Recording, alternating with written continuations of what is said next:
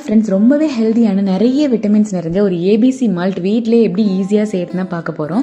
கடைகளில் நிறையா கிடைக்குது, இருந்தாலும் அதில் நிறைய சுகர் கண்டென்ட் வந்து ஆட் பண்ணியிருப்பாங்க. என்ன இருந்தாலும் நம்ம ஹோமில் செய்கிறது ரொம்பவே பெஸ்ட் இல்லையா?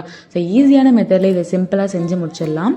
இதுக்கு நான் வந்து பெரிய சைஸ் பீட்ரூட், பெரிய சைஸ் ஆப்பிள், தென் 2 கேரட் எடுத்திருக்கேன். இது வந்து கரெக்டாக 600 கிராம் அளவுகள் வந்து இருந்துச்சு. இதுக்கு ஈக்குவலாக கடைகளில் 600 கிராம் சுகர் சேர்ப்பாங்க. ஸோ வீட்டில் செய்கிறது தான் என்றைக்குமே பெஸ்ட்டு. சுகர் கண்டென்ட் கம்மியாக இருக்கனால இது வெயிட் லாஸ்க்கு வந்து நம்ம யூஸ் பண்ணிக்கலாம். ஸ்கின்னும் சூப்பராக பளபளன்னு இருக்கும்.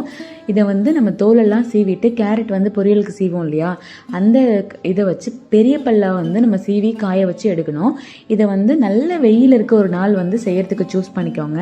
ஒரே நாளே காஞ்சு முடிஞ்சிடும். சப்போஸ் இது ஒரு நாளில் காயலைன்னா நெக்ஸ்ட் டேயும் வந்து நம்ம காய வச்சுக்கலாம்.